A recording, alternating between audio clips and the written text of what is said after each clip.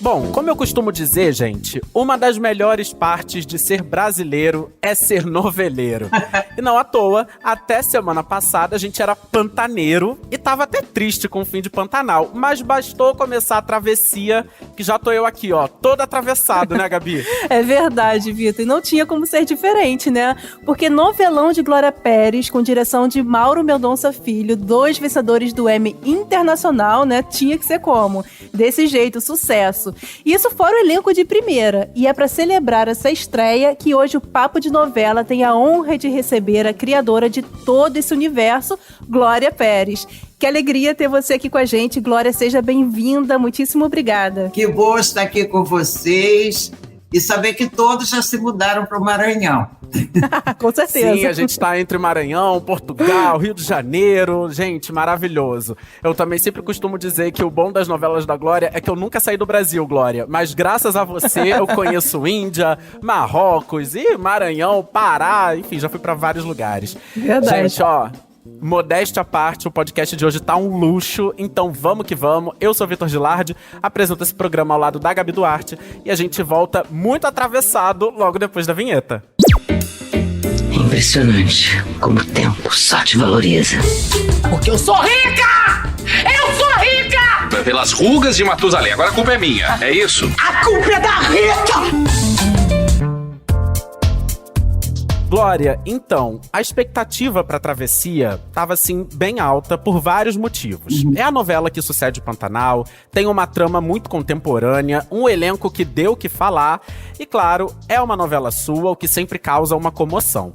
Então eu queria começar te perguntando quais eram as suas expectativas pra essa estreia e que retorno você já tem recebido, assim, nesse primeiro momento. Olha, a minha expectativa é que fosse um novelão, recebido como um novelão daqueles, né, na medida que as pessoas, os brasileiros sempre gostaram de ver, né, e que causasse um impacto. Então eu fiquei feliz, porque eu acho que causou.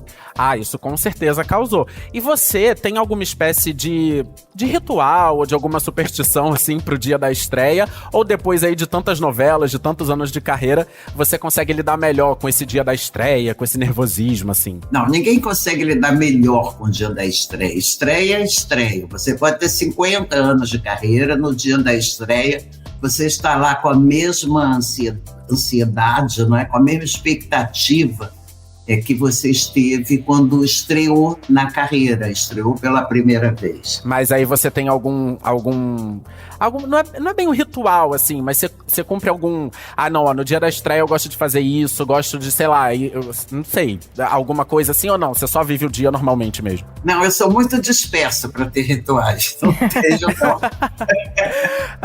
Agora, Glória, nas suas obras você gosta muito de abordar, assim, temas considerados à frente, né, do seu tempo. Como a Barriga de Aluguel, o Clone. Eu, inclusive, tava vendo a abertura de Explode Coração esses dias e fiquei chocado que lá nos anos 90 você já abordava a comunicação pela internet em vídeo. A abertura tinha touchscreen, né, assim, quase uma profecia. E, quando eu era criança, eu não tinha reparado nisso, né? Eu, quando fui ver, eu falei, meu Deus! É isso, tem touchscreen, gente, em 95. Isso foi Hans Donner, tá? Esse pedaço não é meu, esse pedaço é a genialidade do Hans Donner. Ah, mas combina super com as suas temáticas. Você viu? Ela saiu da tela. Sim. E ainda teve a touchscreen.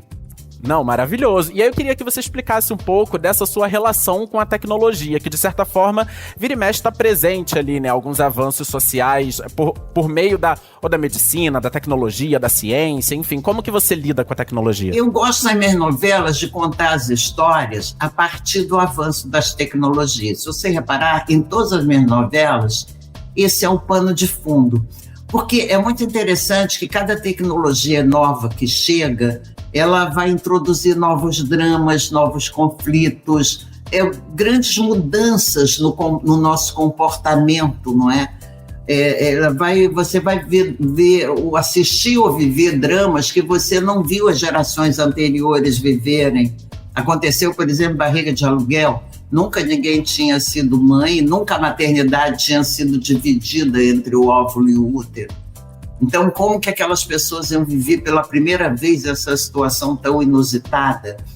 Né? Tudo isso me impressiona. Como é você poder, isso já chegamos em Explode Coração, como é você, por exemplo, as distâncias eram tão longas né? Você imaginava como era, por exemplo, o povo chinês, o povo lá do outro lado do mundo, mas de repente a internet traz isso tudo muito para perto e você pode conhecer gente de todos os continentes, todos os países, né? De repente você pode frequentar aquele museu onde você não teve ainda oportunidade de pisar pessoalmente, mas você percorre aquele museu, você vê todos os quadros, né? Por mais que você esteja numa cidade pequena e sem muitos recursos, a internet te oferece o recurso de frequentar grandes bibliotecas.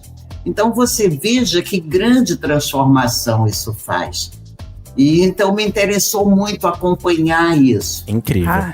Incrível. E por falar em tecnologia, Glória, a gente viu já no primeiro capítulo toda a questão do deepfake, né? Que transforma a vida da Brisa, a personagem da Lucy Alves. Impressionante naquela cena que mostra, assim, né, o gesto assim, dele clicando. Aí ficou claro ali como um gesto simples de clicar vai transformar a vida, né, de uma pessoa num outro continente por completo. Foi muito, muito, muito interessante a forma como foi abordada. E você já falou que essa trama foi inspirada em um caso real. Mas Sim. Você, pessoalmente, uma curiosidade, já sofreu algum tipo de golpe nesse sentido? Como deepfake, fake news, tentativa de qualquer golpe na internet, algo do tipo? É tão comum, né, hoje em dia? O tempo inteiro, eu acho que todo mundo sofre, né? Isso aí é uma coisa que está democratizada. Eu acho que não tem ninguém, assim, que não tenha passado por situações difíceis na internet, por alguma agressão, alguma coisa assim. Mas eu quis usar isso porque você veja, primeiro que o que aconteceu com essa moça foi em 2014, se eu não me engano, 2003, faz bastante tempo. Mas foi uma coisa que me impressionou muito, porque me levou a ver tanto a força de uma coisa assim, porque aquilo era um retrato falado, não era nem uma fotografia, não é? Quanto a maneira... como um boato pode se espalhar tão rapidamente e aquelas pessoas que estavam ali naquele lugar, que poderiam ser pessoas legais, pessoas como a vida, não eram bandidos, ela não estava passando entre bandidos, e que de repente elas se incendeiam e a multidão forma uma terceira pessoa, que não é nenhuma daquelas. Né? Como elas se emprenham rápido por uma pessoa que aponta e diz, ela é a sequestradora. Então, isso se espalha como um rastilho de pólvora e aquele grupo ali acaba linchando uma pobre moça que não tem nada com aquilo. Então, aquilo foi uma coisa que me doeu muito isso, né? E também eu parei para observar como é o comportamento da multidão. Isso a gente vê, por exemplo, no caso na internet. Isso não aconteceu na internet, o ponto de partida foi na internet. O linchamento da moça foi no mundo real.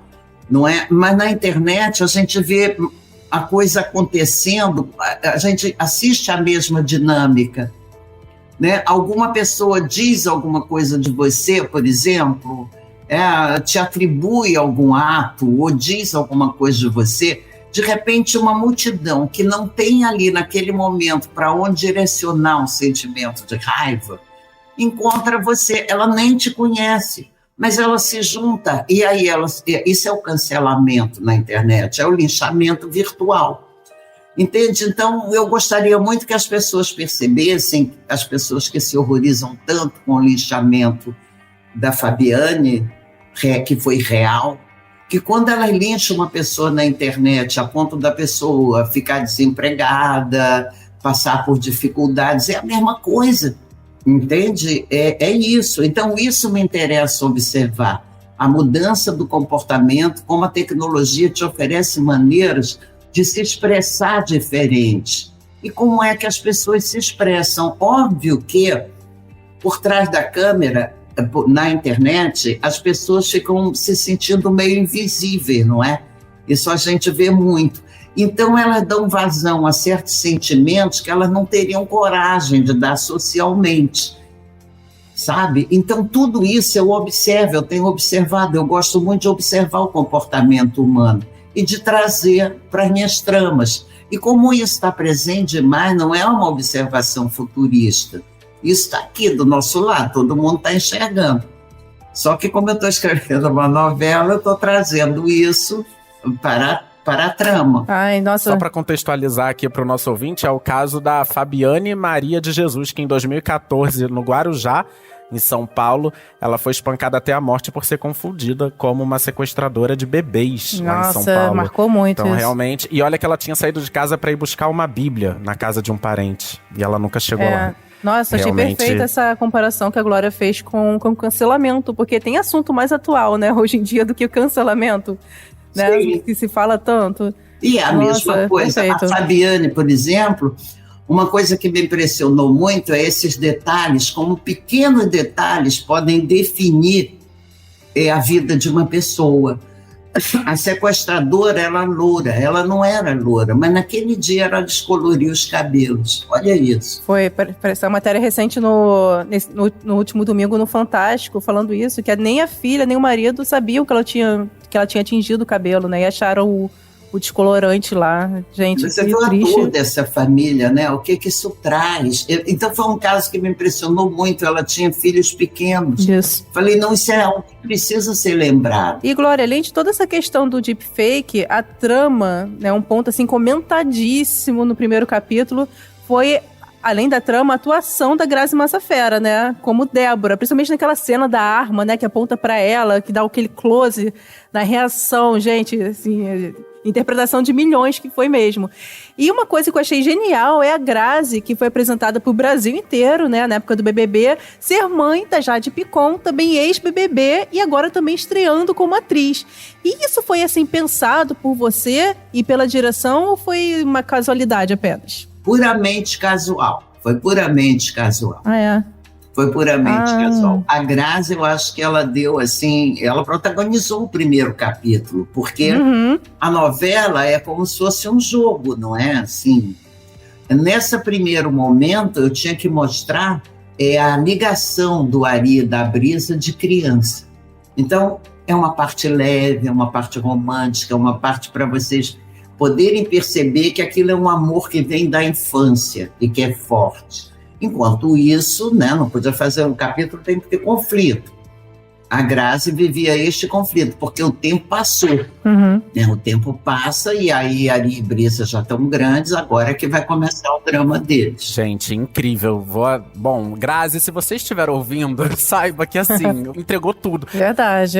Mas, enfim, no primeiro capítulo, a Grazi, ela realmente teve um poder de magnitude, assim, de roubar a câmera. Sim. Que era um negócio impressionante, assim, a maneira como ela sugava a gente pra dentro da história e pra atuação dela. Foi realmente incrível. E o pessoal, o público amou, tanto amor que o pessoal na internet já está pedindo mais Grazi. Olha isso, mesmo sabendo né, que ela morreu, tá pedindo mais Grazi. E, Glória, existe alguma chance, né, pra gente desfazer aí alguma fake news? De ter algum flashback com a presença da Grazi, ou dela voltar de alguma forma? Flashback tem que ter muito. Vocês não viram a força que essa mulher tem na vida? Sim. Ela conduz a história, ela separa dois amigos. Mas ela morreu Meu Deus. mesmo, né? Não tem chance de ter uma Morreu, reviravolta aí. Agora, se ela vai voltar, quem sabe? Não se sabe, né? Ai, gente, fica no ar aí, hein? A novela é obra aberta. Olha. E a vida também é uma obra aberta. Gente, e se a gente entrar num Glória Verso e aí rolar um clone da Débora? Gente, imagina. Olha, Não, mas- pode acontecer. Aliás, na dramaturgia tudo pode acontecer. Porque isso que é o papel da ficção, é dar pra gente emoções, não é? E possibilidades de vivências que a vida real não dá. Entendi. Mas assim, você chegou a já pensar nisso, assim, e escrever algumas cenas que talvez ela já tenha gravado que você possa usar como flashback depois, ou isso é uma coisa que você vai pensar mais pra frente? Não, vai ter muitos flashbacks, já claro que gravamos, claro. Ansioso já por isso, hein? Ai, que bom, pelo menos teremos mais Grazi, né? Fica aí. Agora, falando na personagem da Jade Picon, na Kiara, são muitos já os rumores sobre a trama dela.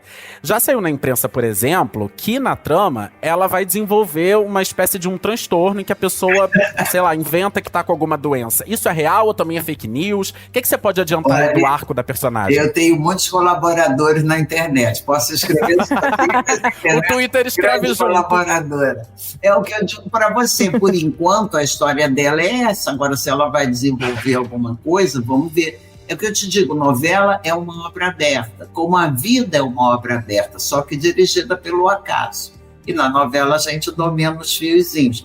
Mas chega um momento, mesmo na novela, em que você vai escrevendo as personagens, elas vão vivendo coisas que vão acabar sugerindo caminhos que é indispensável que você vá por ali. A personagem meio que se impõe. Então é muito cedo ainda, porque só está dado o start das personagens, para dizer o que vai acontecer com ela daqui a 2 meses. É muito cedo ainda. Sim, mas é impressionante realmente como o público vai escrevendo, né? E ainda mais agora com o poder da internet, ainda mais quando é uma novela que, bom, teve tantos assuntos assim que fizeram a ansiedade pra novela, a galera realmente vai criando. E aí, às vezes, isso pode ajudar o autor, né? Às vezes pode ajudar você, pode te dar uma ideia. Façam mais, mandem muitas sugestões, adoro. E é isso. A pessoa está ligada, né? Novela é isso, é um diálogo com o público. Então, quando o público participa, é ótimo. Nossa, você não teve a experiência de escrever uma novela fechada na pandemia, né? Porque isso chegou a acontecer. O autor, a autora entregar uma novela completamente já e sem poder pescar ali a reação do público para tentar mexer ali. Deve ter sido complicado, né? Muito complicado. Foram pessoas muito bravas, autores muito bravos que conseguiram esse feito. Porque não é fácil, não. É uma obra aberta, em princípio, as pessoas sabem que se prepara para fazer isso, e você não poder mexer, e você perde esse diálogo com o público. O público também não se sente dentro da novela, exatamente porque, como ele sabe que a obra está fechada, ele não pode dar opinião. Mesmo que ele não seja atendido, ele quer dar uma opinião de para onde o personagem vai. Se a personagem for para onde ele quer, ele elogia. Se não for, ele xinga, chama a personagem estúpida, xinga o autor. Mas tudo isso é participação, tudo isso é paixão. É como a Janete Claire dizia, né? Você pode amar ou xingar uma novela. Tudo isso está dentro da paixão. A única coisa insuportável é a indiferença. Nossa! Não é? Olha... Vocês concordam? Concordo. Não, concordo absolutamente. É isso. Absolutamente. A Sadia está presente no seu dia a dia, do café da manhã ao jantar, do cotidiano àquela data especial. Ela está presente em sua mesa com uma variedade de produtos que trazem muito sabor e praticidade à sua vida. Não importa a sua rotina. Seu dia, pede Sadia. Realmente. Agora, uma coisa que já está rolando, independente da trama da Kiara ou não, é que já saíram fotos de gravação da personagem dela se envolvendo com o Ari, com o personagem do Chai Suede. E aí o pessoal já tá shippando loucamente, né? O pessoal já ai meu Deus, não sei o quê. Por enquanto, o casal é Brisa e Ari. Mas, uma coisa que eu achei muito genial em A Força do Querer, sua última novela, é que, assim, todo mundo ali pegou todo mundo. Teve um eneágono amoroso, assim, né? Eram várias pontas de casal, né, acontecendo, assim. Não, isso é um triângulo, é um dos triângulos da novela. Vocês vão ver na primeira semana isso, vocês vão ver. Sim, já saiu, que vai ser na sexta-feira, parece. Um beijo de Ari e Kiara. Mas agora, a gente sabe que a Brisa em algum momento vai se envolver também com o Otto, personagem do Rômulo Estrela. Tem alguma chance também do Otto e a Kiara se envolverem de alguma forma? Isso não está nada pensado nem feito.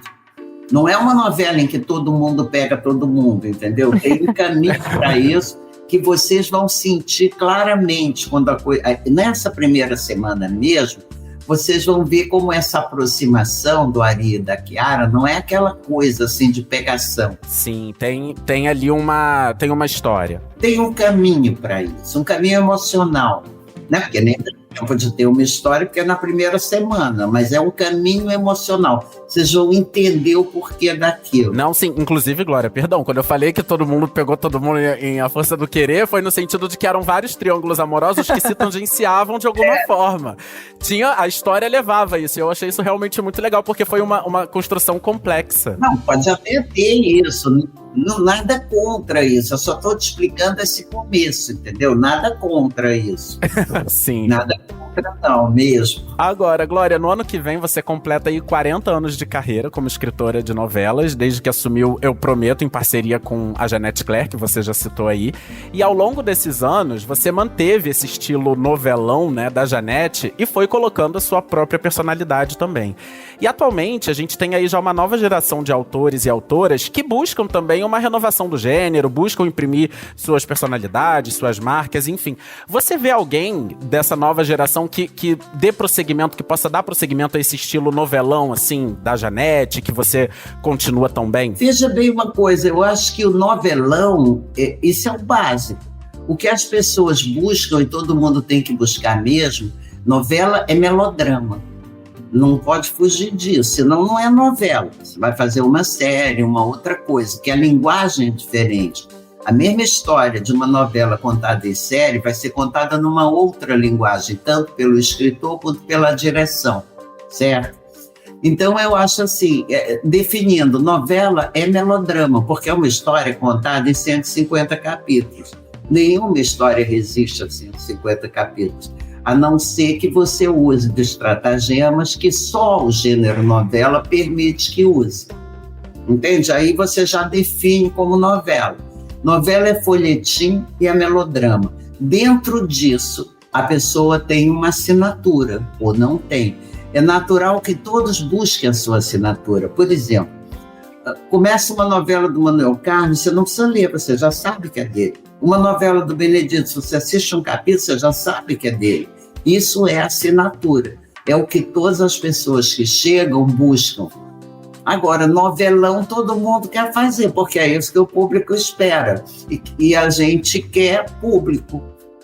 Isso é o que todos querem. Ninguém quer fazer uma novela para 2 ou 3 dizerem que é lindo e o público não assistir. Excelente reflexão. E isso é um debate que acontece muito na internet atualmente, né?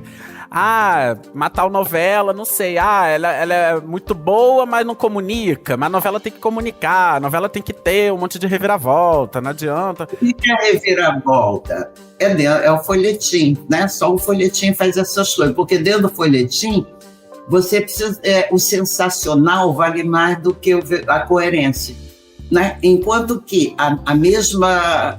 Se for num filme... Numa coisa assim, numa série, você tem que ficar ali de acordo com a coerência. Numa novela, você pode ser incoerente se for sensacional, porque a grande virtude é ser sensacional, não é ser coerente. Você não vê no Pantanal, por exemplo, eu amei o Pantanal, assisti de todos os capítulos. Todo mundo amava o Velho do Rio, não amava? Sim. Sim. Mas era uma entidade, era um homem morto, uma entidade que se transformava em cobra, que quando levava um tiro, caía abatido. E era um fantasma. Você entendeu? Mas se você olhar por aí, é por isso que eu digo, tem que saber voar. Que coisa triste não saber voar. Se você olhar para aquela coisa tão bonita, aquela personagem tão linda, e ficar dizendo, ninguém se transforma em sucuri, você está perdendo. Você está perdendo uma viagem lúdica, não é? Pelo lúdico, uma fantasia. E de tudo isso o ser humano vive, não é só do concreto. Sim. Entende? Esse exemplo eu tiro fora de uma novela minha. Mas tem várias coisas assim. Nossa, que reflexão maravilhosa. Essa do sensacional e da coerência, assim. Nossa, muito interessante. Aí pensei logo em Saramandaia também, né? O que seria da novela se não tivesse esse espaço pra voar, pra viajar? Nossa, que maravilhoso. Aí a pessoa olha aquilo, quer dizer, que tipo de pessoa incapaz de sonhar?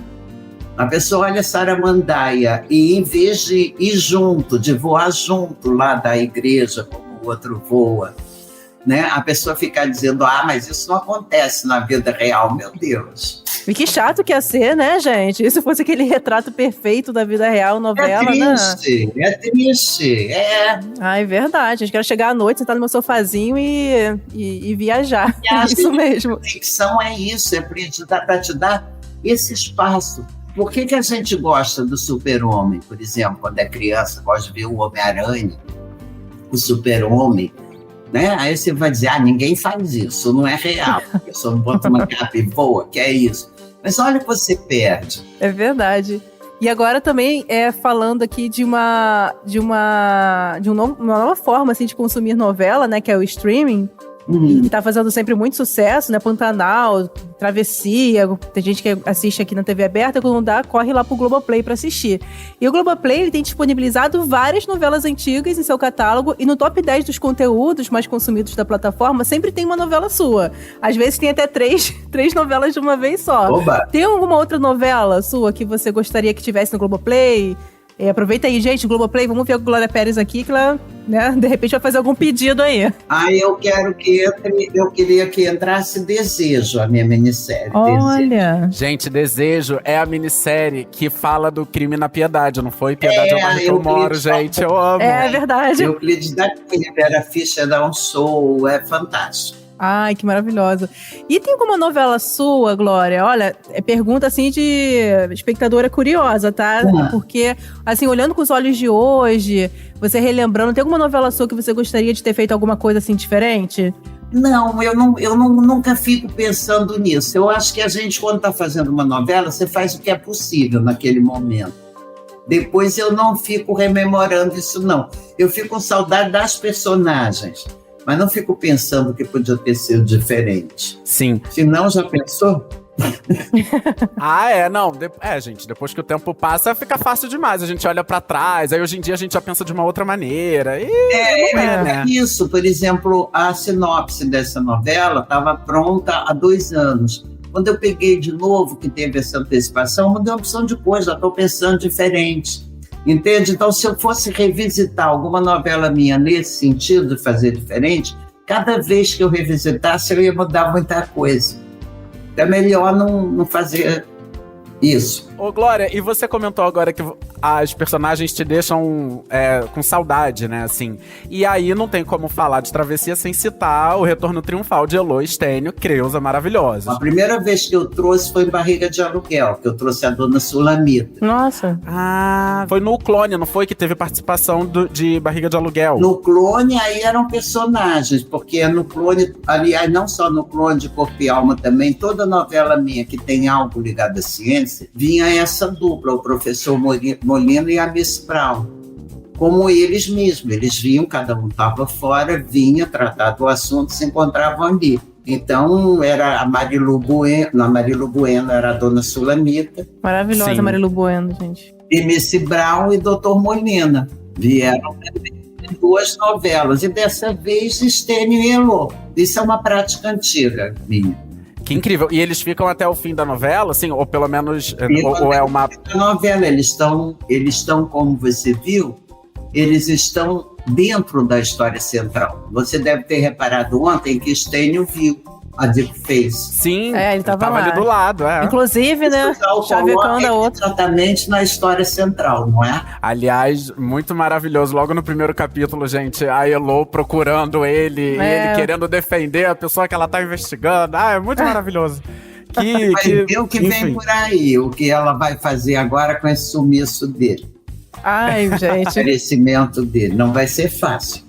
Já estamos ansiosos. Glória, olha, para encerrando aqui o nosso podcast, a gente sempre faz uma última pergunta para todos os convidados que vêm aqui, que é qual é a novela da sua vida. Mas no ano passado, você veio aqui no podcast e respondeu que se trata de Irmãos Coragem. Ai, sim, é.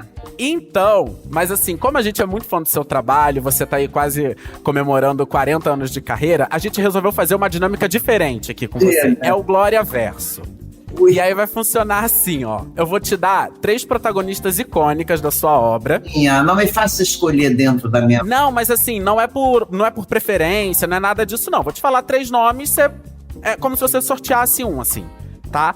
E aí a gente vai, a partir do nome que você escolher, a gente vai fazer algumas perguntinhas assim, meio bate-bola, jogo rápido, rapidinho pra fechar assim. Vamos lá. Jade de O Clone, Sol de América ou Maia de Caminho das Índias? Oh, meu Deus. Não é por preferência, gente. Não tem Vocês critério, eu só escolhi. pra mim. Jade de O Clone, vai, que já tá na novela de agora. Já tá aí também. Giovanna Antonelli, maravilhosa. Então, escolheu porque tá nessa aí de agora. Qual foi a inspiração desse nome, Jade? Bom, a gente quando procura uma protagonista, a gente procura um nome para ela, porque o nome tem uma importância muito grande. Eu não sei se repararam, mas eu gosto muito de protagonista com nome de 2 sílabas. Se você reparar, verdade. A gente conhece sempre o nome de 2 sílabas. Eu fui procurando tudo mais. achei um nome delicado, bonito e delicado. Essa foi a minha escolha. Ouvi vários nomes, ficava lá pesquisando, lendo, escrevendo vários nomes e parei nesse. Nossa, que... Jade. E é um nome que irritou, assim, né? Como a gente diz hoje. Teve uma geração de Jades aí. De Jade que nasceram, Inclusive, Jade Picon nasceu naquela época. É tudo com 2 sílabas. Entendi. E aí, a outra pergunta que a gente tem aqui é: me conte uma curiosidade sobre a escalação de Giovanna Antonelli pra fazer essa personagem. Oh, meu Deus, mas já faz tanto tempo. Não... Analisando a carreira da Giovanna Antonelli, ela tinha saído de Capitu em Laços de Família, que foi uma personagem também super popular, e aí logo depois veio Jade, primeira protagonista dela. Aliás, isso é uma curiosidade, né? Giovanna Antonelli teve como primeira protagonista Jade, agora temos a Lucy fazendo a Brisa também, primeira protagonista dela. A Claudinha Abreu também fez a primeira protagonista em Barriga de Aluguel. Olha, Pois verdade. você gosta de trazer novos nomes pra protagonizar suas histórias, né? Eu gosto de trazer talentos. Quando você vê um talento, você puxa para você. É isso. Novos nomes a gente gosta, novos rostos e tudo, mas eu acho que até hoje, eu olhando assim para trás, acho que não tinha ninguém melhor que a Giovanna para ser a Jade, não tinha ninguém melhor que a Claudinha para ser a Clara, entendeu? Elas se imprimiram tão bem que você não consegue pensar em outra pessoa para fazer aquilo. Isso acontece com todas as novelas que prendem muito você, né? Você custa muito a aceitar um outro rosto no lugar daquele. De repente acontece, por exemplo, quando tem muito tempo já, como o Pantanal agora, de repente acontece, aí você aceita e compra, mas logo de cara você fica assim, você fica comparando. Depois você esquece e não compara mais, porque aquele rosto se impôs sobre o outro. Sim, e isso vai muito realmente do talento, da dedicação do ator, mas também tem muito do trabalho de vocês, autores, né? Ali de construir aquele universo. Inclusive, esse era um tema de uma próxima pergunta, que era: se rolasse um remake de O Clone hoje em dia, se você pensaria em alguém aí pra fazer essa personagem? Não, eu não gostaria nem de escrever um remake do Clone. Se for feito, seria por outra pessoa, porque tudo que eu queria dizer realmente está ali. Sim. Entende? Seria bem complicado fazer um remake do Clone. E eu não consigo imaginar essa pergunta sua assim, quem seria? Não consigo imaginar outra pessoa. E eu acho que é difícil, quando a personagem marca, é muito difícil essa pergunta. Quem você pode... Demais. Inclusive... Eu, jornalista, fazendo essa pergunta, se você me perguntasse isso, eu ia bugar aqui. Vamos lá, pense numa pessoa pra fazer um remake de Jade do Clone. Gente, não faço a menor ideia.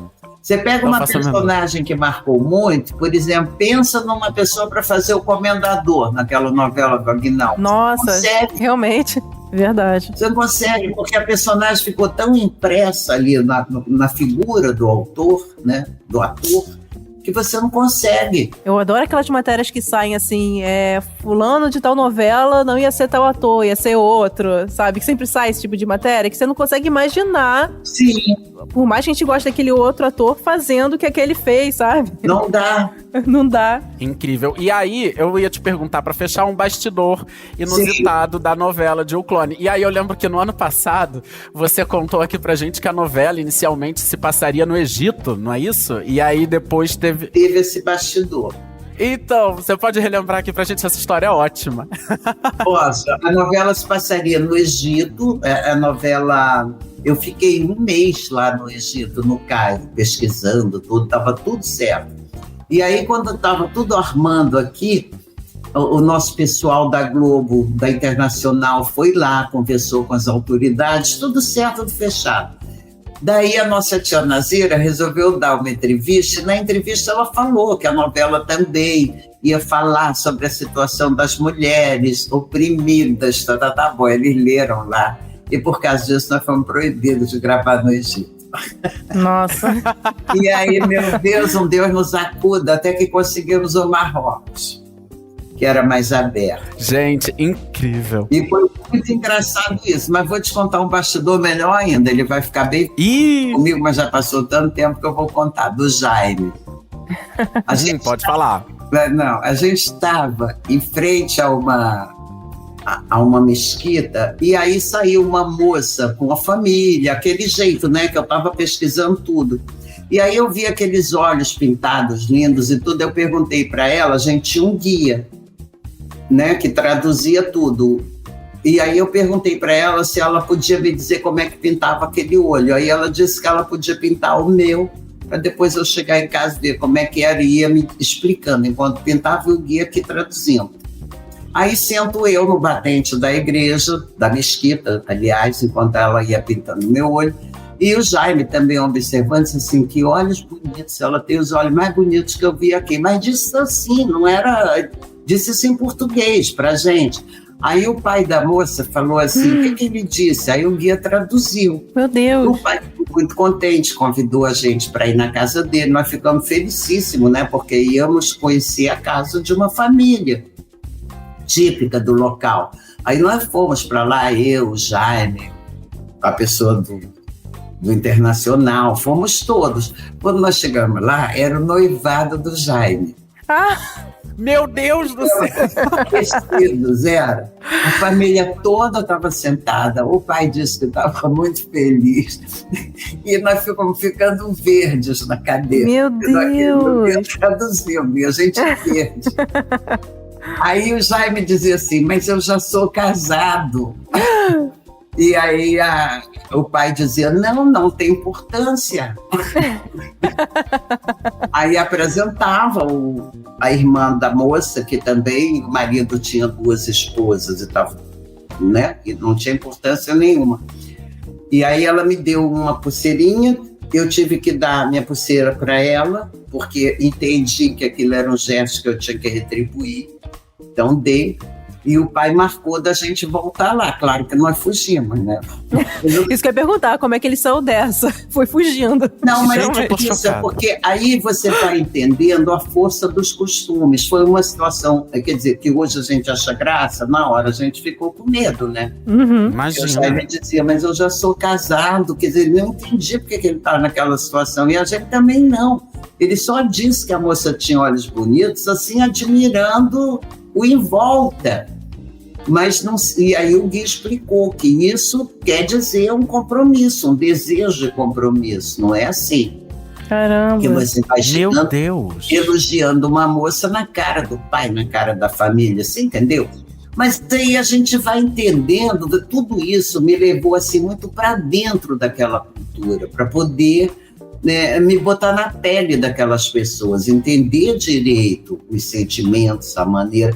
Óbvio que devia ser uma família das mais tradicionais, né? Mas foi assim. Gente, chocada. E aí nós conseguimos...